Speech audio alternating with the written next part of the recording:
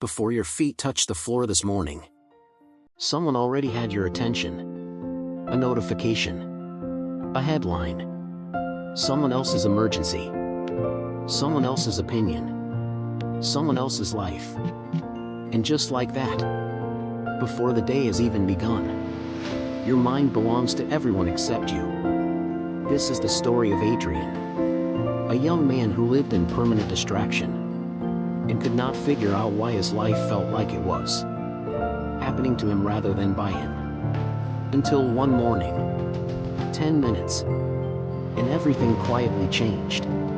Adrian was 31 years old and could not finish a single thought. Not because he was not intelligent, he was. Not because he did not care, he cared deeply. But from the moment his alarm went off at 7 a.m., Adrian's mind was no longer his own. His phone was the first thing his hand found every morning. Not because he chose it consciously. Just habit. Reflex. The same movement for 6 years running. Within 3 minutes of waking, 17 unread messages. For news alerts, each one more urgent than the last. 2 emails he could not deal with before breakfast. A social media feed full of things demanding his reaction. And Adrian would lie there absorbing all of it. His nervous system already in full response mode. His cortisol already spiking. His brain already fragmented across a dozen different things. Before he had taken his first sip of water. At work it was no better. He would sit down to do something important. And within 90 seconds a notification would pull him sideways. He would return to the task. Another pull. Return. Pull. Return. Pull. By 3 p.m. he had been busy every single minute and had completed almost nothing that mattered. He was exhausted, but not from working. From switching. From the constant, relentless switching between 100 things that each screamed for his attention and received only a fraction of it. The worst part? He could not sit in silence for more than 40 seconds. He had tested it once, just sitting, no phone, no screen, no music. 40 seconds before his hand moved automatically toward the phone. Not because anything was there. Just because his brain had forgotten what it felt like to be still. Adrian had not chosen distraction. It had simply moved him, quietly, gradually, over years, until it owned every room in his mind. What Adrian did not know, what most people never learned, is that his distraction was not an accident. It was engineered. Every app on his phone had been built by a team of engineers, whose single job was to make him unable to put it down. The notification badge. The infinite scroll. The variable reward, sometimes something interesting, sometimes not. The exact same mechanism used in slot machines. Your attention is a commodity. The most valuable thing you own. And every platform, every app, every notification is in the business of taking it from you and selling it to someone else. Here is what the neuroscience shows.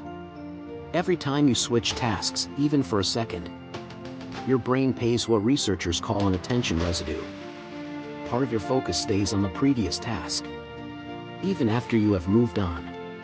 This means that every notification you check, every tab you flip to, every 2-second distraction, leaves behind a residue that degrades the quality of everything you do next. Adrian was not a distracted person. He was a person whose attention had been systematically stolen, fragmented, and sold. Every single day, from the moment he woke up. And he had let it happen. Not through weakness. Through unawareness. The day he understood this was the day something shifted. It started on a Thursday morning when Adrian's phone died in the night. He woke up at 6:45 a.m., reached for it, nothing. The charger had come loose from the wall. The phone sat there dark and silent. For a moment he felt, and this is the word he used later, a kind of panic. But the charger was across the room. And it was cold. And for some reason, he did not get up. He just lay there, For 10 minutes, Adrian existed in the morning. Without his phone. He heard the city outside his window for the first time in years. The sound of early traffic, distant and unhurried. A bird somewhere below. The particular quality of silence that exists only in the first hour before the world fully wakes. And his mind, without anything to react to, began, slowly and awkwardly, to think. Not respond. Not react. Not scroll. Think. He thought about the project at work he had been avoiding. A solution appeared, not brilliant, just clear. The kind of clear that is impossible when your brain is permanently occupied with someone else's content. He thought about a conversation he needed to have with someone he had been putting off. He knew exactly what to say. He thought about what he actually wanted his day to look like. For the first time in months, he had an answer. 10 minutes. No phone. No noise. No input from the outside world.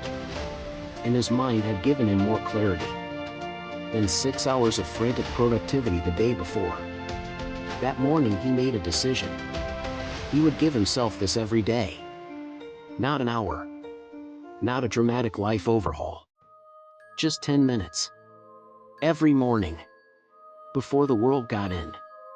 But Adrian did not stop at 10 minutes. Because once you feel the difference, once you experience even 10 minutes of what your mind can do, when it is not constantly interrupted, you start to want to protect it. That same week, Adrian did something he had resisted for years.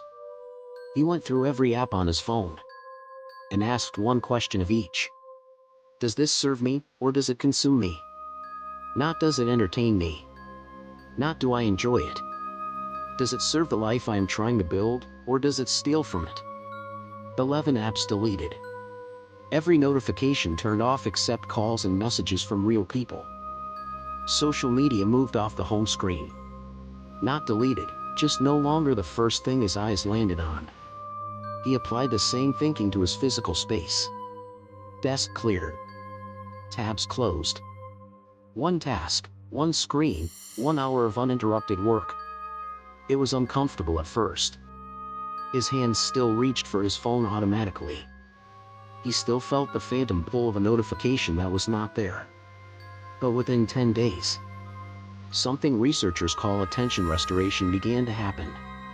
His ability to hold a thought for longer than 90 seconds returned. He began finishing things. Whole things. Tasks completed. Ideas seen through to their end. He sat in silence one afternoon for 4 minutes before reaching for his phone. Small. But for Adrian, enormous. 3 months later, Adrian's mornings looked completely different. 6:30 a.m. alarm. Phone stays face down. 10 minutes, sometimes 15, lying or sitting. In the quiet of his own mind. No agenda. No optimization. Just present. Then one thing written in a notebook. The single most important thing today needs to accomplish. Not a list. One thing. Because a person who is trying to do everything is doing nothing with full attention. Then, deep work. One task. 1 hour. Phone in another room. No music with lyrics. No taps. Just the work in the mind. He was not producing more volume. He was producing more quality. The kind of quality that only comes from sustained attention. The kind that has become genuinely rare. In a world where most people's best thinking is permanently interrupted. His manager noticed. Not because Adrian told anyone what he was doing. He did not. Because the work spoke differently now. It had depth. It had follow-through. It had the fingerprint of a focused mind. But the change Adrian valued most was not the productivity. It was the silence. He could sit with his thoughts now. He could hear himself think. He could be in a room without reaching for his phone. To fill the quiet. He had reclaimed something most people do not even know they have lost. the ability to be alone with his own mind, and find that it is enough. You are not distracted because you are weak. You are distracted because you are human, living inside a system that was specifically designed to make distraction your default state. Your attention is not broken. It has been taken, and you can take it back. Not with a dramatic life overhaul. Not with a month-long digital detox. Not with a perfect morning routine that takes 2 hours and requires 18 supplements. With 10 minutes every morning before the world gets in. 10 minutes where your mind belongs entirely to you. Where nothing is demanding your reaction. Where the only voice is your own. Step 1. Tomorrow morning, before you touch your phone, wait 10 minutes. Set a physical alarm clock the night before if you need to. Put the phone across the room. Give your mind 10 minutes of silence before you give the world your attention. Step 2. This week, go through every app on your phone and ask one question. Does this serve me or consume me? Delete or move anything that takes more than it gives. Turn off every notification that does not come from a real person who actually matters to you. Step 3. Each morning, before anything else, write one sentence in a notebook, the single most important thing this day needs to accomplish. Not a list. One thing. Then do that one thing first, before the day scatters your attention across 100 others. Adrian still checks his phone. He still scrolls sometimes. He is still human. But he does it now as a choice. Not as a reflex. Not as an automatic reaching for the first thing that fills the quiet. He commands his attention now. It does not command him. And the difference between a life that happens to you and a life that you deliberately build is exactly that small. Exactly that quiet. Exactly that powerful. Subscribe to the Quiet Grind. Every week, the stories, the science, and the mindset that help you build a life on your own terms. Comment below, what is the first thing you reach for every morning? Your phone, or something else?